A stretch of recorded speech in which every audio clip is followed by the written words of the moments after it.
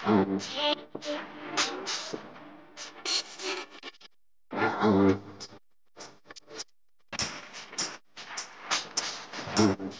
guys, welcome back to Winner Indonesia edisi nge-review bersama aku Tina. Hari ini kita sudah berada di Go Home Serpong dan kita hari ini mau lihat rumah dengan konsep Japandi. Oke, sekarang aku sudah berdiri di depan unit rumah yang kita akan ini. Jadi dia ini berdiri di belakang 7 kali 10 meter, terus bangunannya sendiri 49.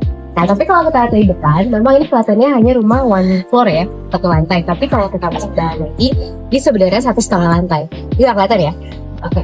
Sebelum kita masuk ke dalam, aku mau ngobrol sedikit mengenai fasadnya ya. Jadi, seperti yang tadi aku udah bilang, introduction tadi, intinya itu konsep rumahnya Japandi banget. Kita bisa lihat dari gaya minimalisnya, dari penggunaan material pada fasadnya yang dominan kayu dengan warna-warna neutral earthy tone banget.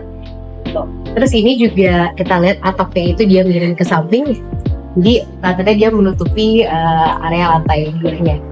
Kalau kita lihat sendiri di sini, walaupun tadi aku bilang tanahnya cuma 7 kali 10, tapi ini cukup banget untuk 2 mobil ya. Carportnya cukup besar, kita kurang lebih 10 meteran.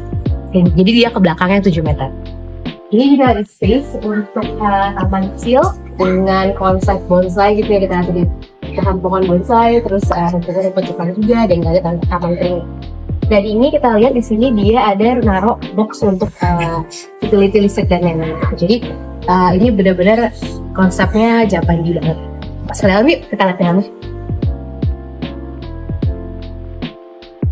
Oke, sekarang kita sudah berada di bagian dalam rumahnya. Tapi sebelum kita review lebih lanjut, aku mau ngasih lihat kalau di sini ini sudah memakai sistem smart door lock ya. Jadi bisa fingerprint dan bisa masukin passcode. Jadi udah very safe banget. Oke, sekarang kita sudah berada di dalam rumah ini. Kalau kita lihat ya, dia itu memang tidak terlalu besar, tapi dia menggunakan konsep open plan. Jadi benar-benar antara dining room, kitchen, kamar mandi semua menyatu. Jadi kalau kita lihat memang ini tuh bagus banget ya pendesainannya. Jadi memang tidak terlihat kecil, walaupun tadi aku bilang ini cuma 49 meter. Jadi kita lihat ini diningnya itu cukup banget untuk ada tempat sitting, terus area pantry juga sekitar 2 meter, tapi cukup banget untuk menaruh semua utility kitchen yang kita butuhkan gitu ya. Terus ini kalau kita lihat juga masih dengan konsep Japandi minimalisnya dengan menggunakan furniture kayu. Terus ini kita ke backsplash-nya juga. Ini sebenarnya bukan cat tembok ya, tapi ini tuh dia ada solid surface juga. Terus kalau kita lihat di sini, ini adalah area kamar mandi. Kamar mandinya juga memang sebenarnya dia tidak terlalu besar ya. Jadi mungkin sudah 1x2-an gitu. Jadi dia hanya cukup untuk shower 1, closet 1. Nah dia juga di sini walaupun kecil tapi dia bisa masukkan cahaya alami. Jadi di sini ada jendela dengan kaca es, jadi nggak perlu khawatir nggak akan ada ngintip ya walaupun jendela di situ. Nah, karena space-nya tidak cukup untuk wastafel, akhirnya ditaruh di depannya. Kalau aku sih personally lebih suka kalau misalnya wastafelnya lebih ditutup kali ya, lebih didesain gitu, jadi nggak terlalu tereksposi. Tapi ini menjadi, bisa jadi alternatif kalau misalnya teman-teman punya kamar mandi nggak terlalu besar ya, wastafelnya di luar aja. Gitu. Yang penting ada space-nya. Oke, terus kita kesini.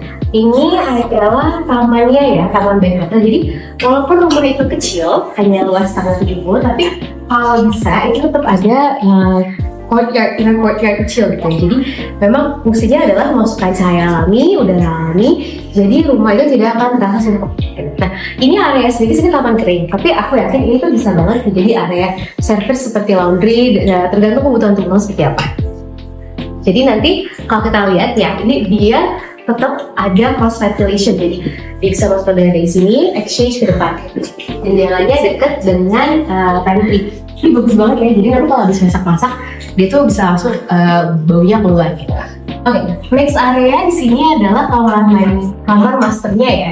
Oke, alasan one of the reason I think dia pakai pintu geser itu adalah biar memaksimalkan space untuk closet. Ini cukup gede banget ya. Jadi ini cukup banget untuk naruh baju dan peralatan lainnya. Terus di sini juga cukup banget untuk naruh satu. Ini kayaknya bukan king size sih, tapi double bed gitu ya size-nya. Terus dia itu juga di sini masih banyak manfaatan compartment dari furniture ya. Gitu. Jadi memang walaupun kamar ini tidak terlalu besar, tapi dia cukup banget untuk menaruh semua kebutuhan.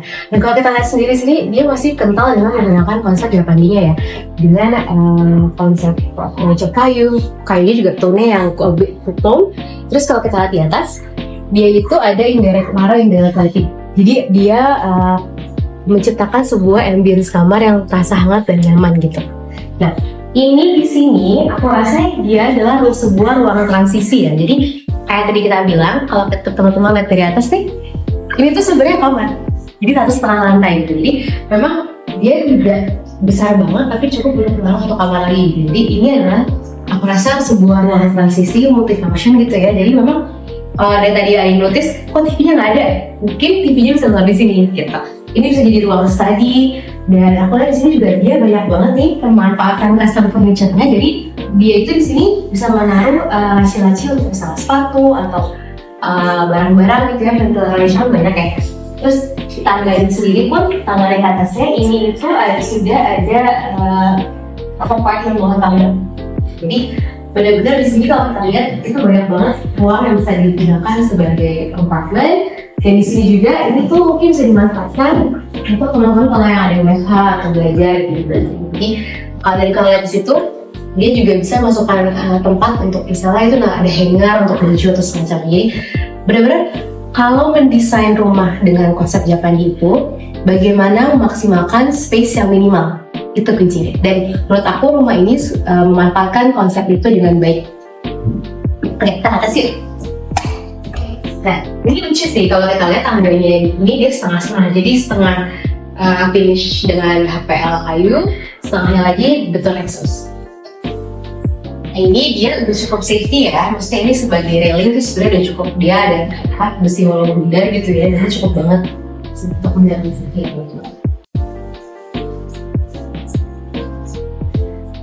Oke, sekarang kita sudah berada di lantai atasnya ya. Ini sebenarnya dimanfaatkan space bagi kamar. Jadi dia dari ini kunci banget untuk membangun space lantai 2 yang memang tidak terlalu besar ya. Jadi minimal ketinggian antara manusia dan ceiling itu bukan manusia dan ceiling, floor to ceilingnya itu minimal 2 meteran, 2,1. Ini kayaknya di 2,2 atau 2,4 sih kalau lihat. Jadi memang dia itu masih nyaman untuk user, dan dari depan juga nggak kelihatan bulky atau masif gitu ya. Nah, di sini sendiri dia juga menaruh jendela gitu, jadi udara dari bawah akan naik ke atas gitu. Jadi di sini tidak terasa sama sekali pengap atau sumuk ya. Udara alaminya, hawa alaminya masih sangat bagus. Nah, di sini juga aku mau kasih lihat, memang ruangannya tidak terlalu besar, tapi dia ini bisa memanfaatkan custom furniture yang dia bisa untuk menaruh baju. Terus di sini compartment lagi, dan di bednya sendiri di panel ini dimanfaatkan untuk penyimpanan lagi. Ini benar-benar bagus banget sih ide-ide kalau misalnya teman-teman mau mendesain ruangan yang tidak terlalu besar tapi bisa memanfaatkan banyak furniture gitu untuk masukin compartment barangnya.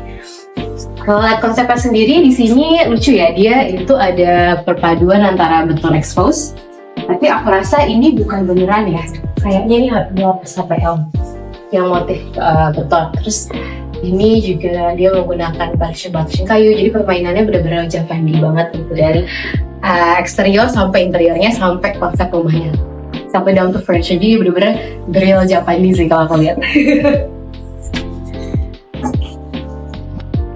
Alright guys, episode Tiner Indonesia hari ini sampai sini dulu. Jangan lupa untuk like, follow, and subscribe to our channel. Bye-bye!